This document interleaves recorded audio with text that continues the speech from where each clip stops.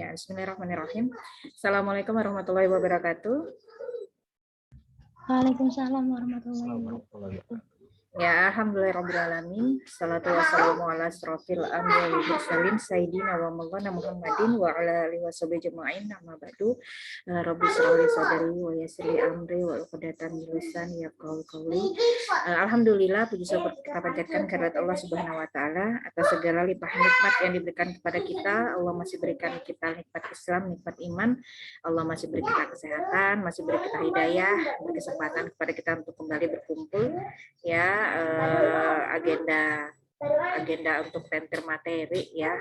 Semoga segala upaya kita untuk bisa hadir di sini, segala upaya kita untuk ikut terlibat dalam kegiatan dakwah sekolah. Pertama-tama kita harus niatkan dulu karena Allah ya, agar bernilai ibadah dan semoga benar-benar menjadi jalan ya, menjadikan kita tergolong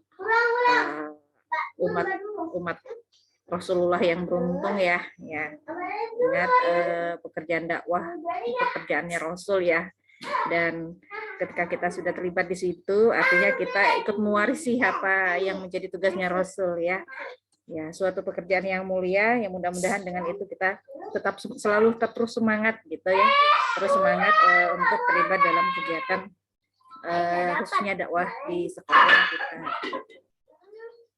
Enggak apa-apa.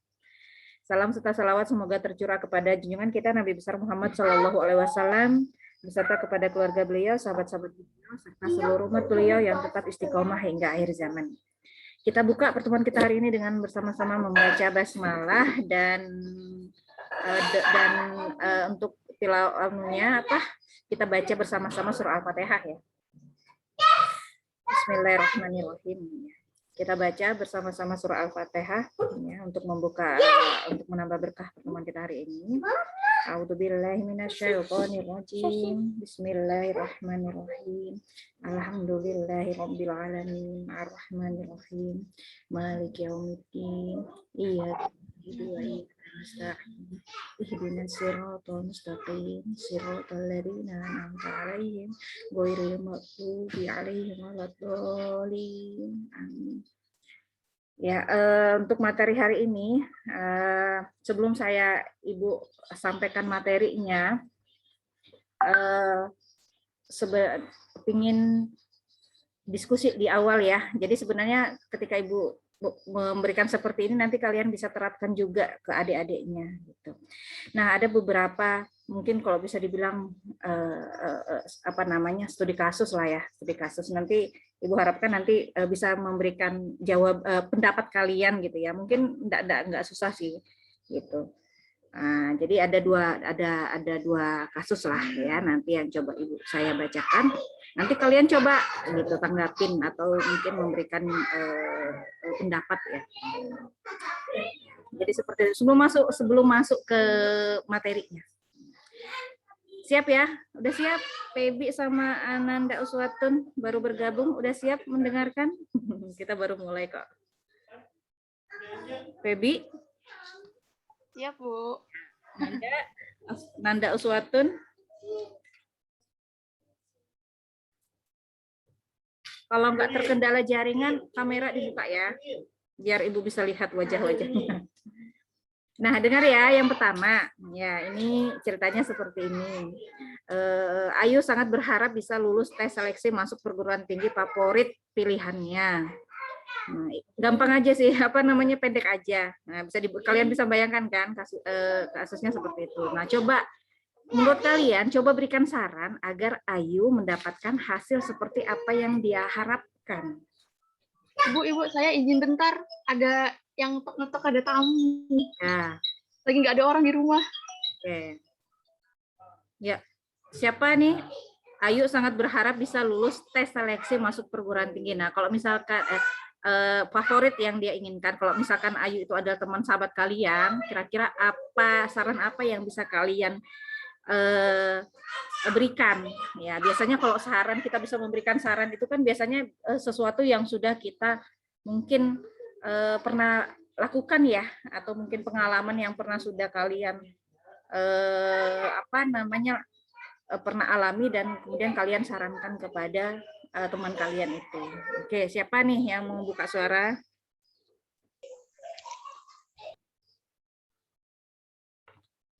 Siapa duluan? Saya, Aha, April, ya, coba April. kalau saya misalkan sebagai teman dekatnya, ya saya kasih saran untuk berusaha, contohnya belajar untuk di tesnya itu, misalkan cari di Google atau misalkan beli buku atau mungkin tanya sama orang yang pernah ikut tes itu. Terus yang pastinya nggak lupa juga ngasih saran untuk selalu berdoa sama Allah. Berdoanya itu sungguh-sungguh, terus ngelakuin kewajiban sama sunah-sunah yang lain gitu. Pokoknya semakin memperbaiki diri sama mendekatkan diri ke Allah sih. Jadi insya Allah Allah bantu gitu. Itu aja saya dari saya, Bu. Ya, yang lain mungkin pendapatnya? Dua lah. Fitra, Fitra. Ya. Ya, Bu. Jadi kalau dari saya, kalau saya mau ngasih saran ke orang, ada baiknya kalau terpikirkan kemauan kita itu langsung berdoa saat itu juga. Karena kalau kita berdoa pada saat itu juga, insya Allah kita akan dimudahkan untuk menggapai. Kan kalau kita belum berdoa tapi sudah berusaha, kita bisa dibelokkan kapan aja nih, kita bisa dibelokkan walaupun kita bertekad untuk belajar terus. Tapi kalau kita nggak berdoa itu kita bisa dibelokkan dengan kegiatan-kegiatan yang nggak bermanfaat. Jadi yang pertama kita berdoa pada saat itu juga, lalu kita berusaha, dan yang terakhir kita tawakal pada Allah Subhanahu wa Ta'ala. Ya. Oke, cukup ya. Nanti harapannya begitu juga lah. Nanti kalau kalian cobalah gali gitu ya. Jawaban adik-adik itu kayak apa sih? Nah, sekarang yang kedua, Rara anak yatim piatu. Kesedihannya bertambah dengan kondisi ibunya yang sebagai tulang punggung keluarga itu dalam keadaan sakit. Nah, tidak ada lagi yang membiayai hidup mereka dan kedua adiknya. Nah, coba kalau menurut kalian apa yang harus Rara lakukan untuk menghadapi masalahnya?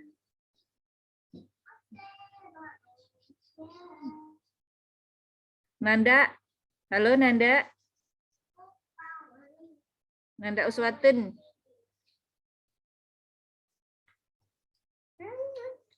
Ya, Bu. Ayo, coba. Menurut Nanda gimana? Kalau menurut saya Raranya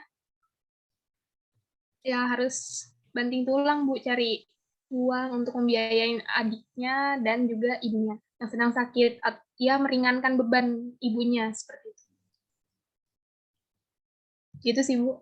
Ya, ada pendapat yang lain? Baby sudah balik enggak ya? Tadi Baby terima tamu. Yang lain boleh dari April atau dari Ananda Fitra lagi biar ada jawaban. Siapa? Ananda Fitra atau April?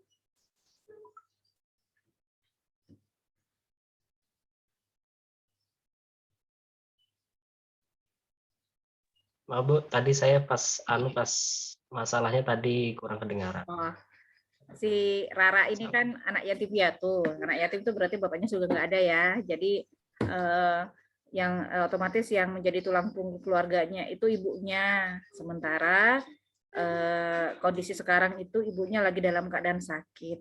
Ya, jadi menurutmu apa yang kamu bisa sarankan nih sama Rara kalau misalkan dia menghadapi masalah seperti itu?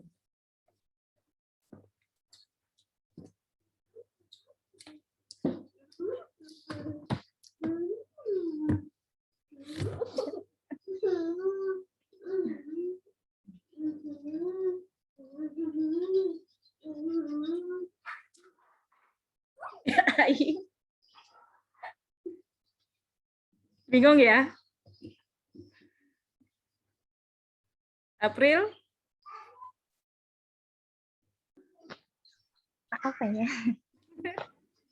Kerja mungkin, Bu. Apa sih Kerja. yang anaknya suruh kerja sama berdoa? Ya kan Bukan kalau kerja dan berdoa.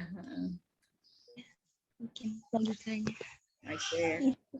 Intinya bekerja lah ya, berusaha. Oke, nah itu cukup dua contoh. Sebenarnya menampilkan studi kasus di depan itu cuma ingin menggali.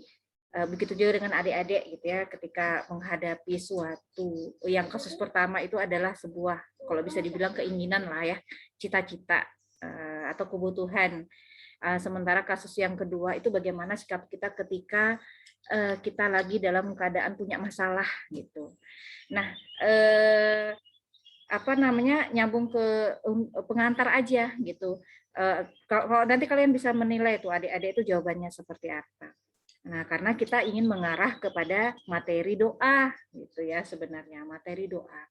Nah, kadang-kadang yang kita lupa nih, kita sebagai manusia, kita ini manusia ya, ketika menghadapi masalah atau mungkin ketika pingin punya cita-cita, ada maunya, itu lupa untuk berdoa sama Allah ya.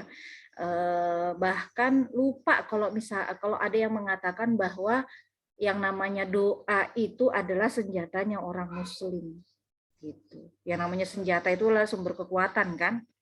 Nah, itu sebenarnya benar, itu adalah doa itu adalah sumber kekuatannya kita sebagai orang Islam. Nah, itu ingin menggali aja sebagaimana sebenarnya kesadaran kita ini ya sebagai manusia, atau kita ini masih ingat enggak kalau misalkan kita sebenarnya punya senjata yang Allah beri kesempatan gitu ya kepada kita untuk mempunyai kekuatan itu, apapun yang kita pingin, kemudian masalah apapun yang mungkin kita hadapi itu, insya Allah jangan lupakan yang namanya kalau mau keluar dari masalah atau mungkin mendapatkan apa yang kita inginkan, jangan lupa yang namanya untuk berdoa. Nah, gitulah ya pengantarnya ya. Nah, sekarang masuk ke materi ya. Kenapa sih kita harus berdoa? Gitu. Kenapa sih kita harus berdoa? Gitu kan? Ini materi doa sebenarnya materi sih ya, mungkin sering ya didengar ya. Tapi tidak apa-apa. Kadang-kadang kita harus saling mengingatkan sebenarnya ya. Harus saling mengingatkan. Nah, ketika kita tanya diri kita masing-masing, kenapa ya kita harus berdoa? Ya mungkin kita punya pendapat masing-masing ya, punya pemikiran masing-masing. Nah, tapi di sini Allah sudah menyampaikan kepada kita. Nah, nanti kalau punya Anda terjemahan Al-Qur'an terjemahan. Nah, kalau taklim seperti ini usahakan adik-adiknya juga sudah siap dengan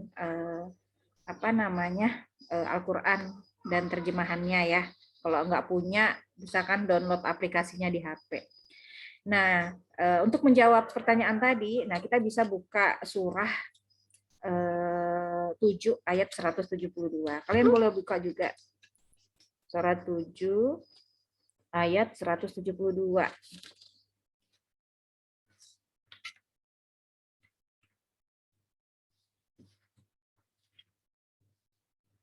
Ya, Ibu bacakan ya.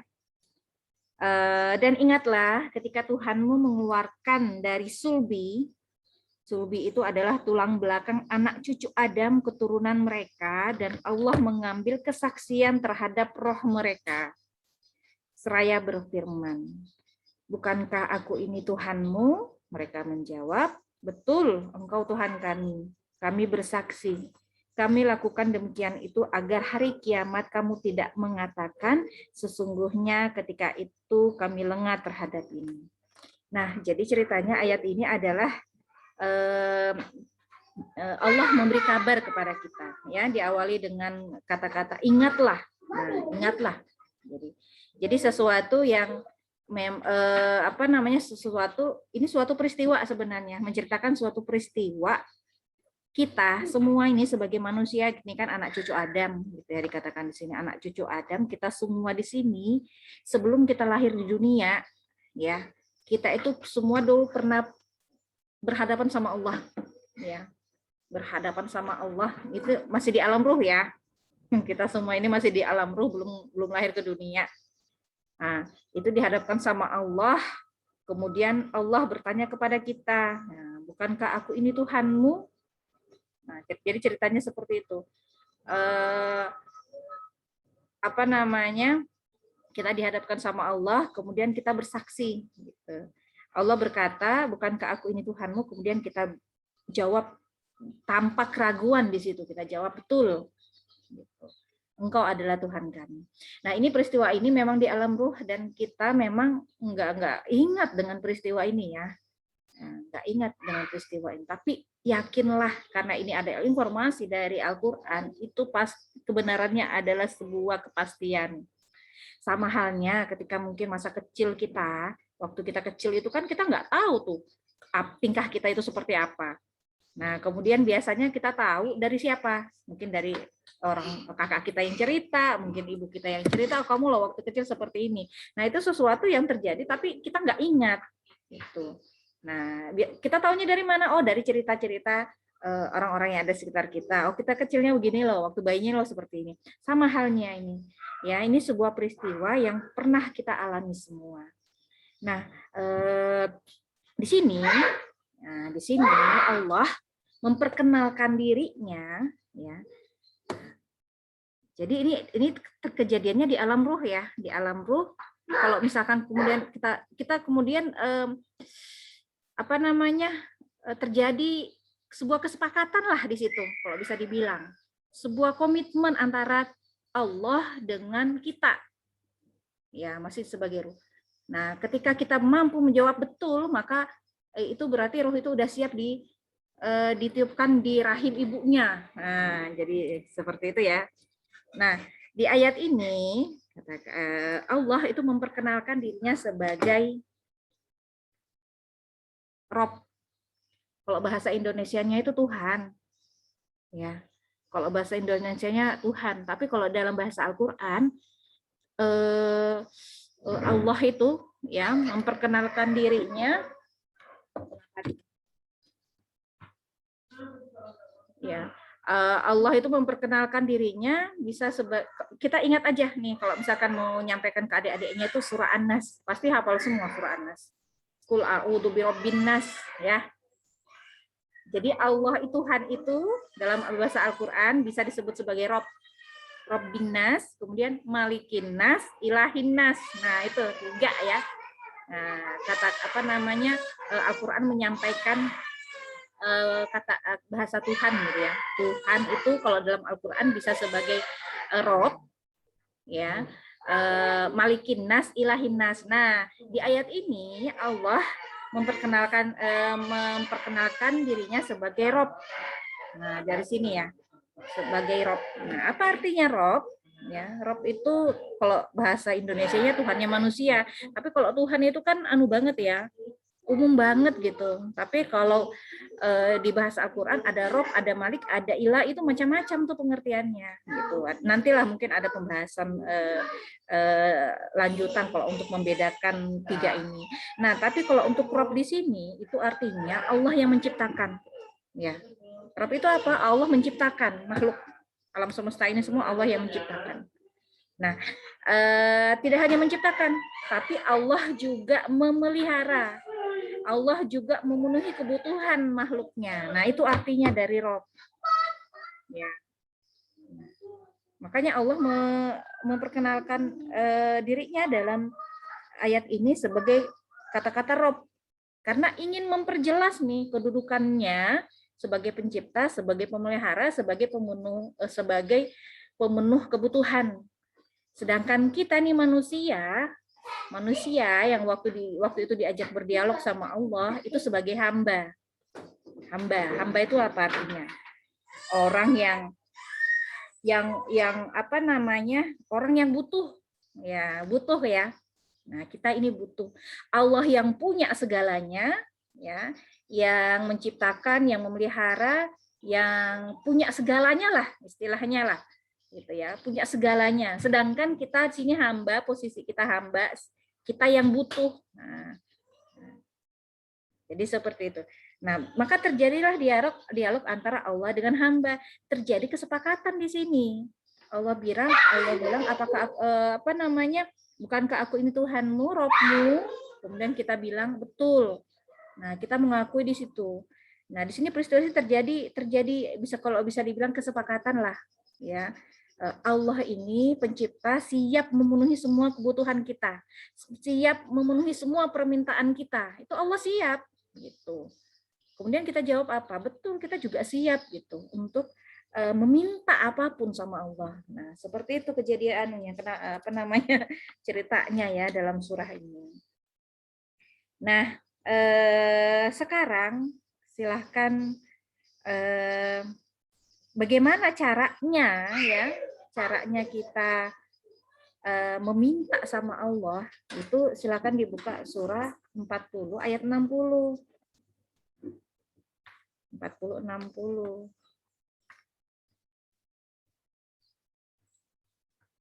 Ya.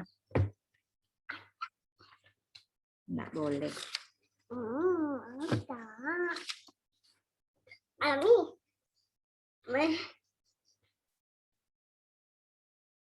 Nah, inilah perintahnya Allah ya.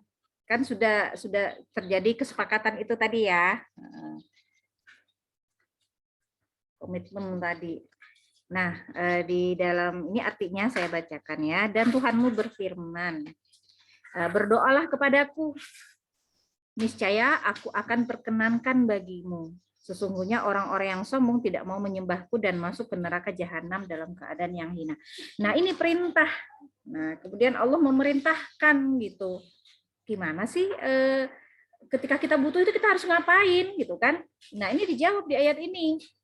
Ketika kita butuh sesuatu, ya, ingin keluar dari masalah kita atau mungkin butuh sesuatu, Allah memberitahu kepada kita, Allah berkata, berdoalah kepadaku. Nah, jadi seperti itu bagaimana cara kita memenuhi kebutuhan kita gitu.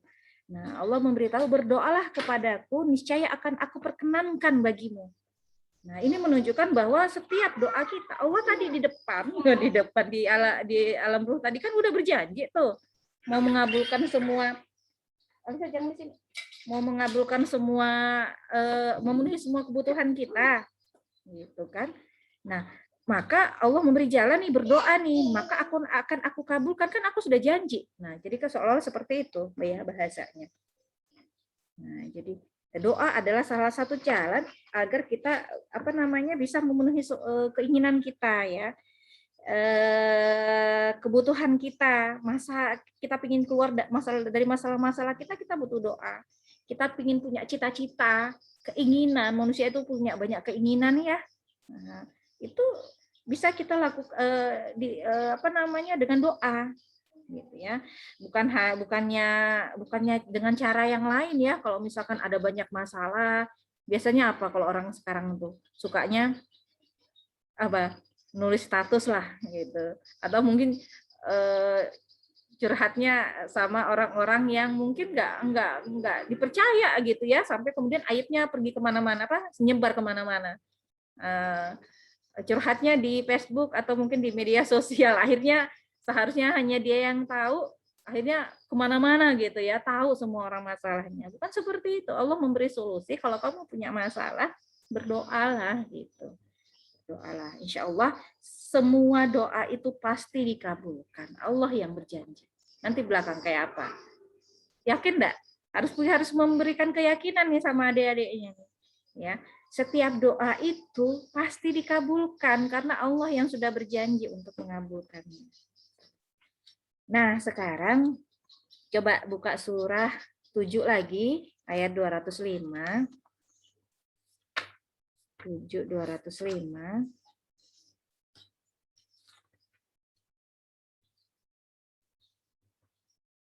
Bentar. Surah 7:205.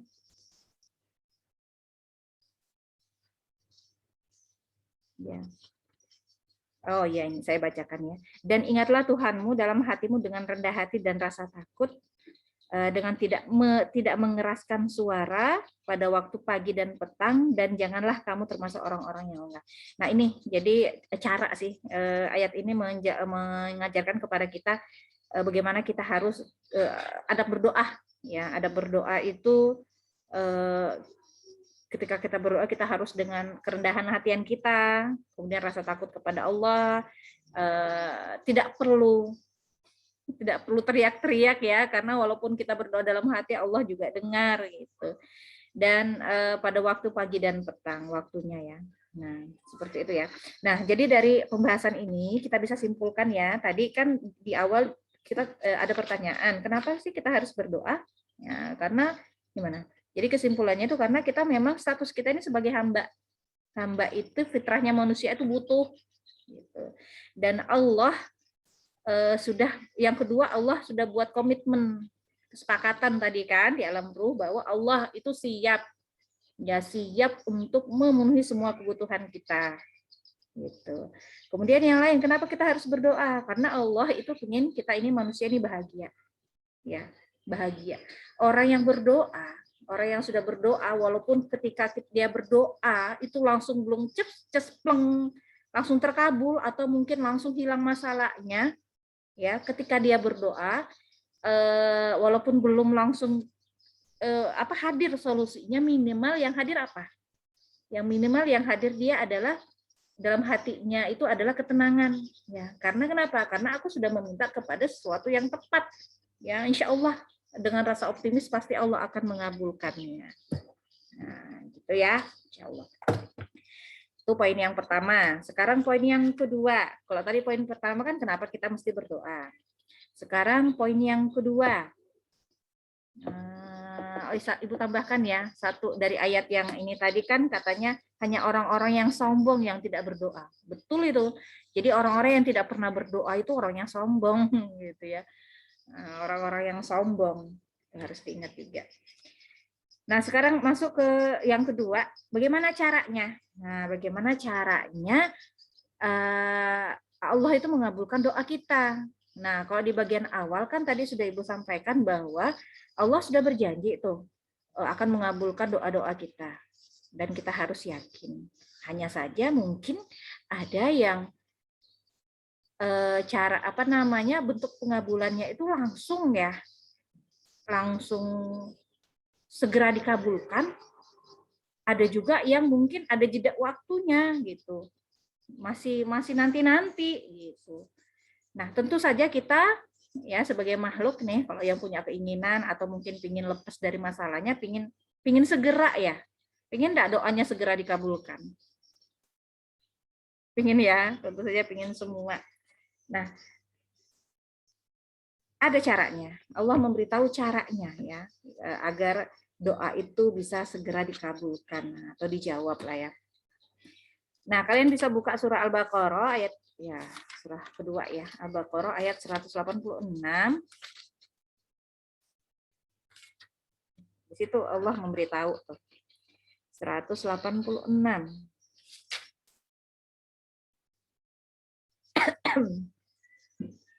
Nah, saya bacakan ya.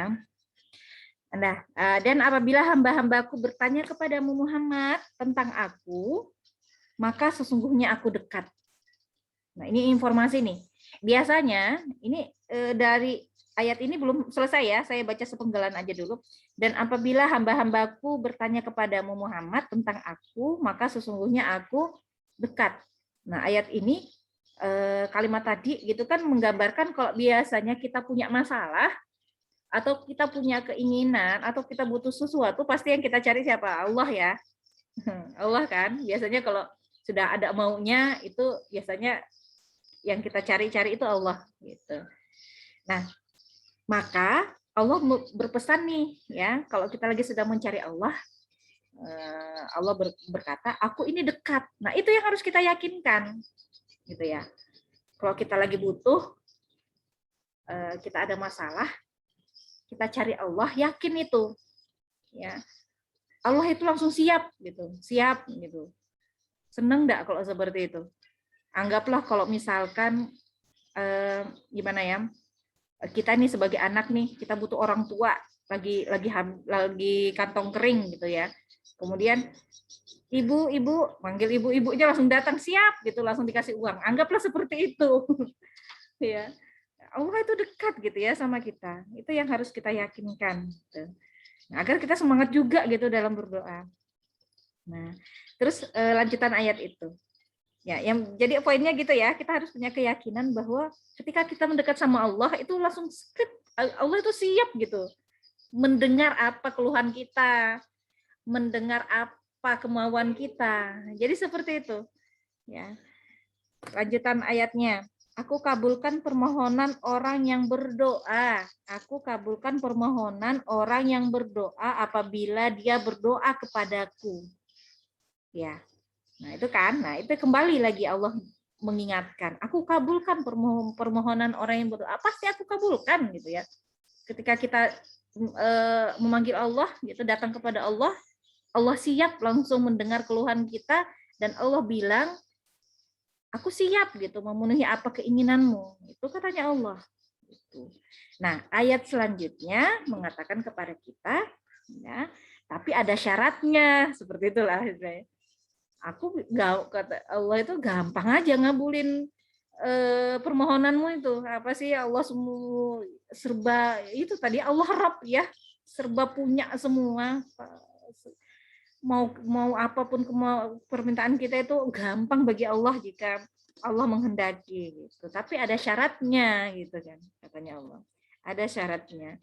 Nah, ini ada di ayat selanjutnya. Bukan ayat selanjutnya, masih ayat ini ya. Nah, hendaklah mereka itu memenuhi perintahku dan beriman kepadaku. Nah, itu syaratnya. Hendaklah mereka itu memenuhi perintahku dan beriman kepadaku. Artinya apa? Nah, kalau mau bahasa gampangnya itu, ketika kita ingin segera dikabulkan doa kita sama Allah, maka syaratnya itu kita juga harus respon terhadap perintah Allah. Nah, kita juga harus respon. Ya, kalau kita slow respon ya juga, kalau kita itu slow respon nih terhadap perintah-perintahnya Allah, ya udah Allah juga akan bersikap seperti itu. Gitu. Nah, Allah akan memenuhi janjinya untuk memenuhi semua kebutuhan kita, keinginan kita, keluarnya kita dari kesulitan, segera Allah akan bantu gitu ya, kabulkan doa-doa kita kalau kita itu bisa langsung respon dengan seruannya Allah. Nah, caranya gimana? Contohnya lah, contohnya. Nah, ini masuk salah satu contoh sholat saja. Ini berlaku untuk ibadah-ibadah yang lain ya. Tapi enggak apa-apa, kita kasih satu contoh sholat. Karena adik-adiknya itu juga mungkin masih banyak tuh yang lalai sama sholatnya. Nah, jadi kita masuk ke contoh sholat. Biar kita kasih masukan juga tuh, mengingatkan kembali adik-adiknya agar bisa perhatian dengan sholatnya. Bisa melakukan sholatnya 5 waktu. Malu kan sama Allah kalau misalkan mintanya macam-macam sama Allah, tapi Allah minta kita sholat aja kita masih ogah-ogahan, masih meninggalkan. Nah, tapi kalau ibu yakin yang di sini udah libas ya, udah masalah sholat, insya Allah sudah nggak ada yang meninggalkan sholat ya. Nah, tapi yang setelah sholat bisa kita laksanakan, yang harus kita perhatikan kembali lagi itu adalah sejauh mana respon kita terhadap seruannya Allah tadi dalam sholat. Contohnya seperti ini, ketika masjid itu sudah terdengar azan, contoh kita itu langsung respon sama Allah itu adalah ya udah, oh azan, berarti waktunya sholat, langsung segera ambil air wudhu, sholat.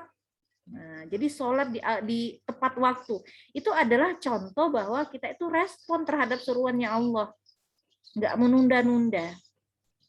Ya, insya Allah itu bisa mengatasi kita masalah, mengatasi berbagai masalah kita, ataupun mungkin mengabulkan semua doa-doa kita, cita-cita kita. Yakin ya? Harus yakin. Ya, ini untuk diri kalian sendiri ataupun nanti untuk adik-adiknya harus yakin. Kalian pasti punya banyak cita-cita kan? Cita-citanya mungkin masih lagi sedang mengejar cita-citanya kan? Nah, harus yakin ini. Harus punya doa itu memang benar-benar jadikan senjata gitu. Ya, kalau ibu sendiri alhamdulillah benar tuh. Kalau bisa ibu suka berdoa. Kalau ibu sendiri ya, suka berdoa. Keinginan apa? Berdoa. Keinginan walaupun mau dunia ya, berdoa. Bisa lulus, bisa masuk perguruan tinggi berdoa. Bisa lulus sesuai dengan waktunya berdoa gitu. Menghadapi kesulitan-kesulitan berdoa gitu. Jadi benar-benar kok bisa jadi memang benar-benar doa itu jadi senjata. Nah, dan harus ingat kalau kita mau hubungkan dengan sholat, ingat ya kalau misalkan di pelajaran SD aja, Apa yang dimaksud dengan sholat? Pelajaran anak ibu itu kelas 2 SD. Sholat adalah doa. Beneran, karena memang dalam sholat itu semuanya isinya doa. Gitu. Ada tempat-tempat di mana kita itu bagus untuk berdoa. Salah satunya adalah dalam sholat. Ya, mungkin biasa berdoa setelah sholat ya. Itu bagus. Tapi lebih bagus lagi adalah berdoa di dalam sholat. Betulan, karena memang tempatnya itu. Sholat itu tempat kita berdoa. Nah, biasa enggak berdoa dalam sholat? Enggak cuma di luar sholat ya, malah lebih bagus itu ya di dalam sholat. Ya, di dalam sholat. Posisi seperti apa kita bisa berdoa? Ketika berdiri, ketika ruku, biasanya ya. Ketika sujud, kalau ibu paling sering itu ketika sujud. Tapi itu adalah waktu-waktu ya, nggak cuma ketika sujud. Ketika berdiri, ketika membaca surah Al-Fatihah, ketika ruku boleh, ketika sujud, karena posisi sujud itu posisi kita serendah-rendahnya ya, menunjukkan kita itu hamba, Allah itu Rabb. Disitulah kita meminta. Ya, dan tidak mesti di sujud terakhir. Kalau mungkin pernah melihat orang sholat itu sujud terakhirnya panjang betul. Nggak mesti juga di sujud terakhir, di setiap sujud boleh. Ya. Dan satu lagi, kadang orang nggak tahu itu waktu sebelum salam. Nah itu waktu-waktu yang bagus untuk berdoa. Ya, jadi berdoa itu di dalam sholat. Terserah kalau misalkan setelah sholat masih mau berdoa silahkan. Tapi yang bagusnya di dalam sholat. Sampaikan semua keinginan-keinginan kalian. Kalau berdiri ketika apa? Ketika membaca surah Al-Fatihah. Ya, Al-Fatihah. Iya karena berdua, iya karena nasta'in. Ya, alhamdulillahirabbil alamin. Itu kan kita memuji Allah ya. Ar-Rahmanir-Rahim, Maliki Yaumiddin. Iyyaka na'budu wa iyyaka nasta'in. Hanya kepadamulah kami menyembah dan hanya kepadamulah kamu memohon pertolongan. Nah, itu adalah waktu-waktu yang pas kita untuk berdoa.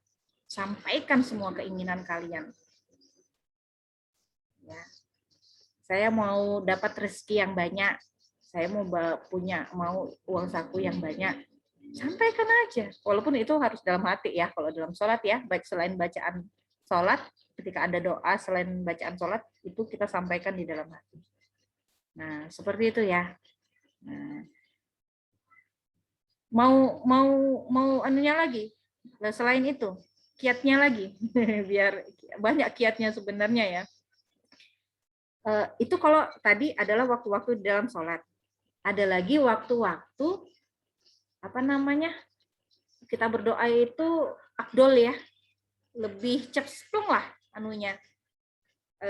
Ketika kita berdoa adalah ketika di sepertiga malam terakhir. Masya Allah, sudah dalam sholat tahajud, waktunya di sepertiga malam terakhir, itu luar biasa itu, Allah mengabulkan doa kita. Gitu.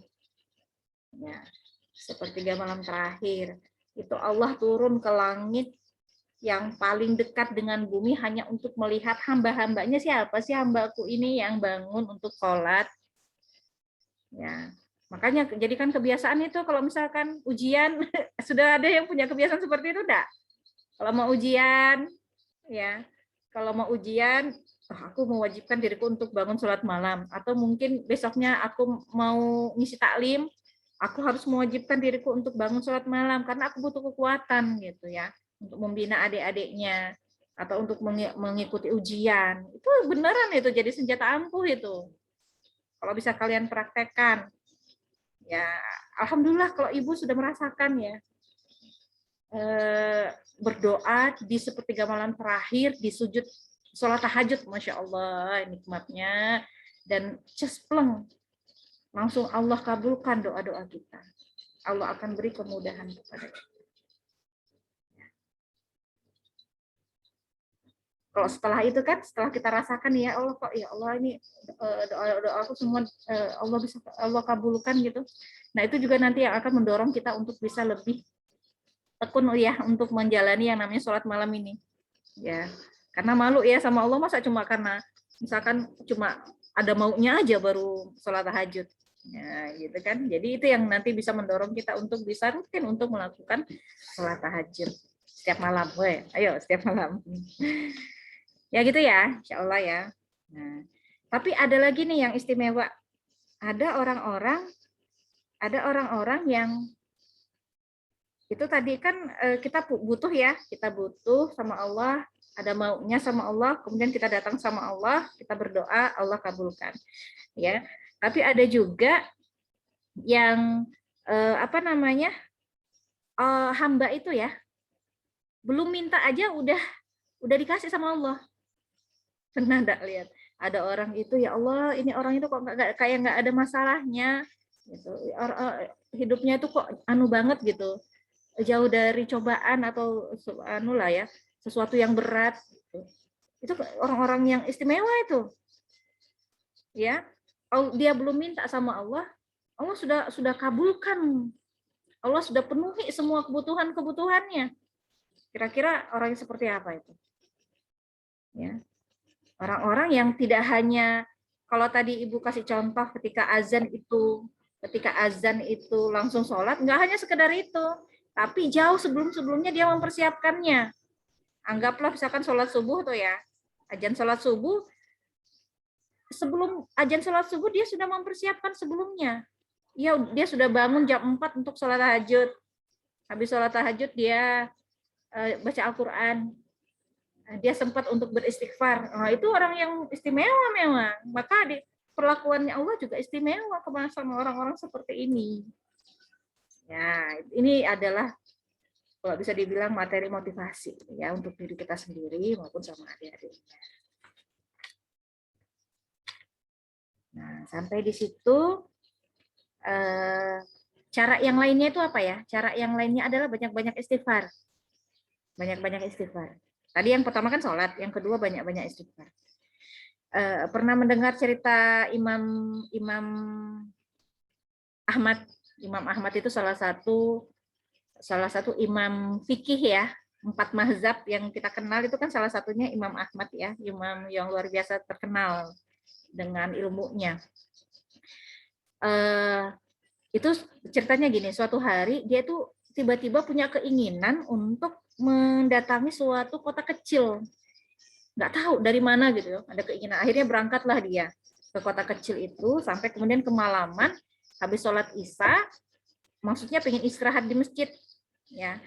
Tapi ketika di masjid sudah orang selesai sholat isya itu diusir sama ininya marbotnya itu nggak tahu kalau itu adalah seorang imam besar ya, karena waktu itu kan belum ada media sosial ya, jadi nggak tahu gitu, nggak kenal.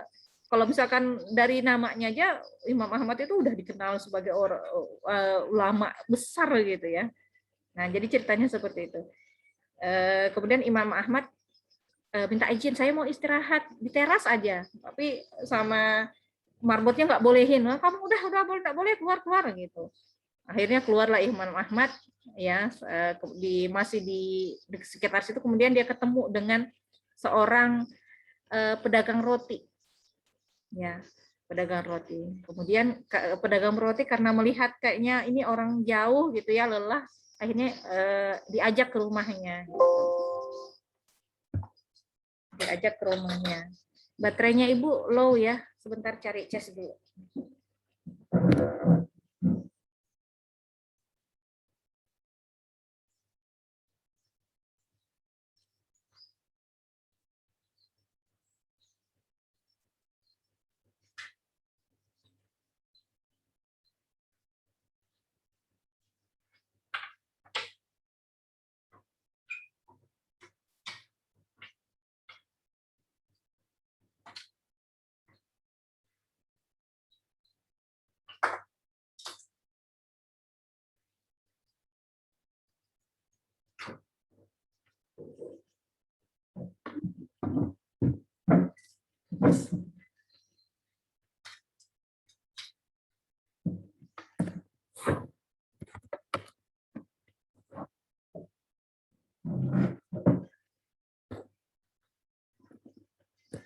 Ya, kita lanjutkan.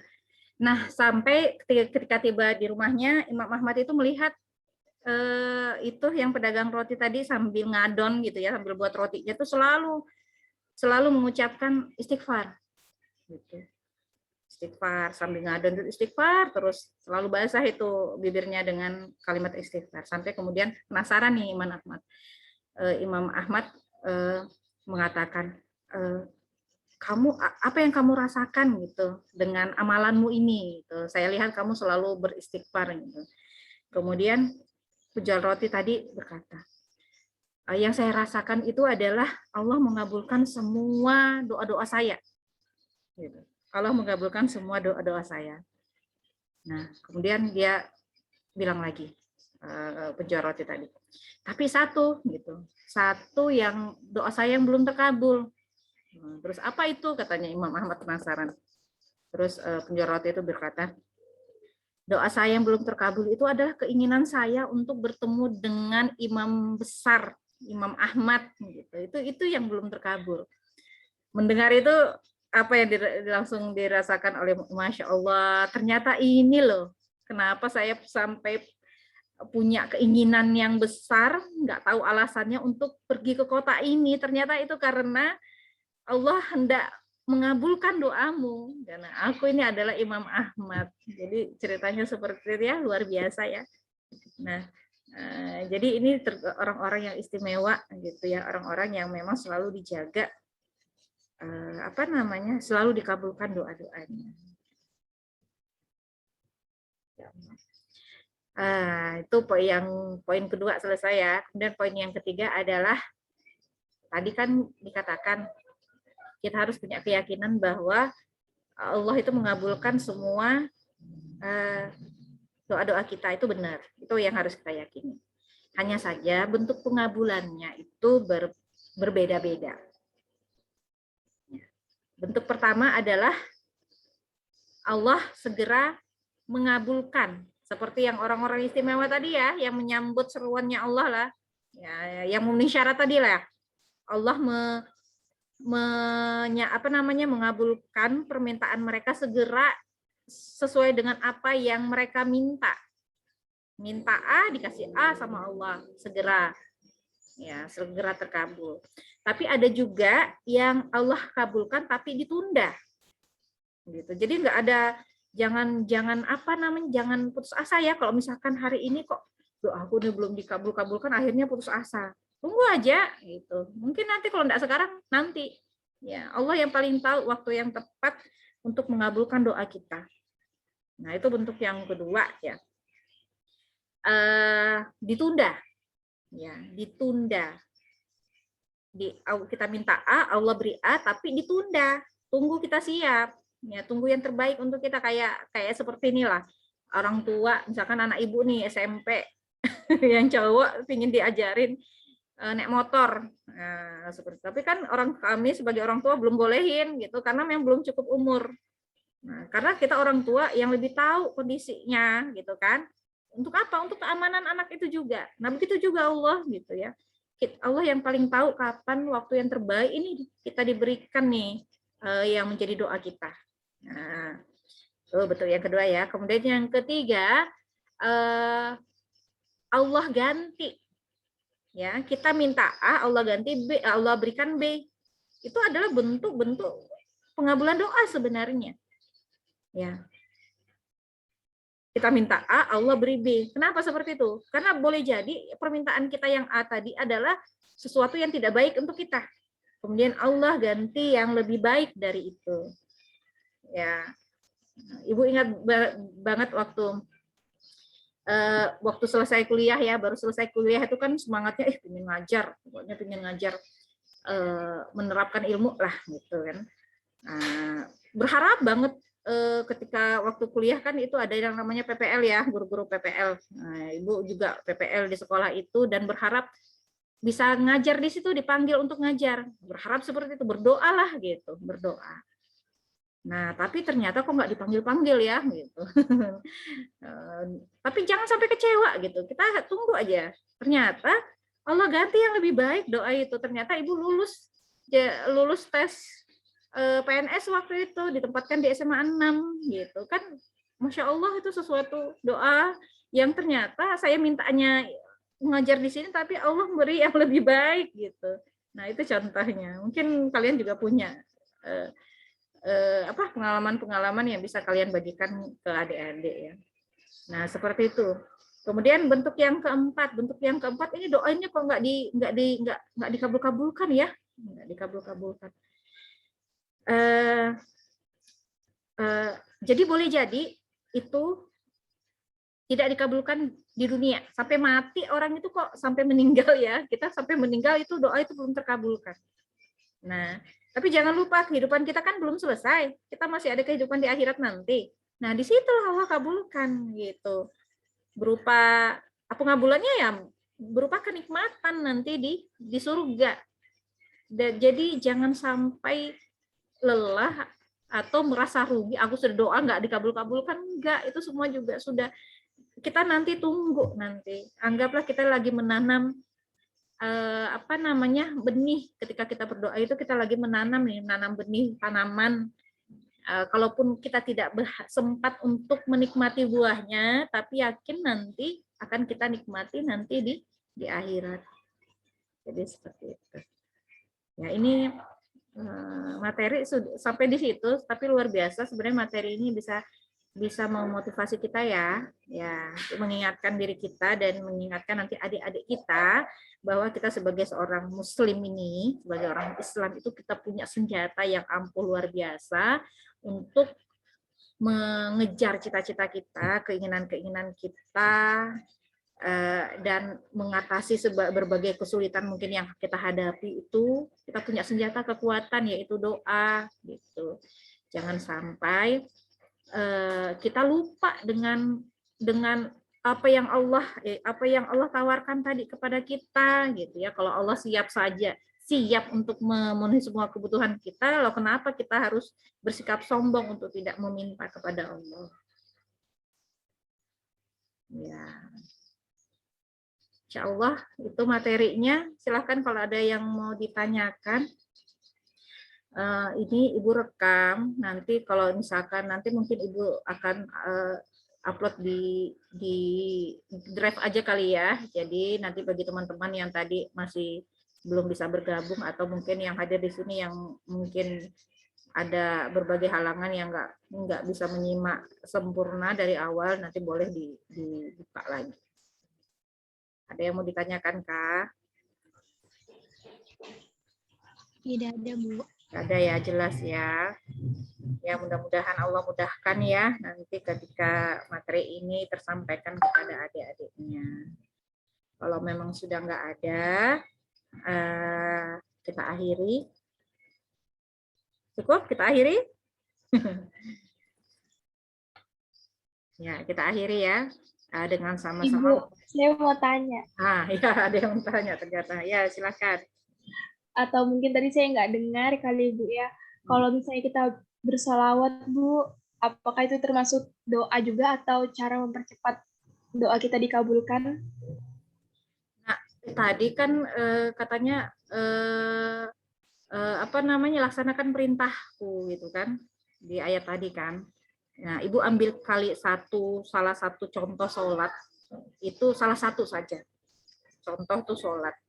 Ya karena memang luar biasa sholat nih, memang tempatnya kita berdoa. Tapi tidak itu contoh, namanya juga contoh, berarti masih bisa contoh-contoh yang lain. Enggak cuma sholat, ya ibadah-ibadah kita yang lain. Ketika Allah menyuruh kita berpuasa, kita langsung lakukan puasa. Ya, ketika Allah memerintahkan kita untuk bersalawat, nah itu katanya ke Allah kan bersalawat itu sebenarnya untuk kebaikan kita kan. Ya, kita bersalawat sekali maka 10 kali kebaikan itu akan kembali kepada kita. Itu juga merupakan wasilah, ya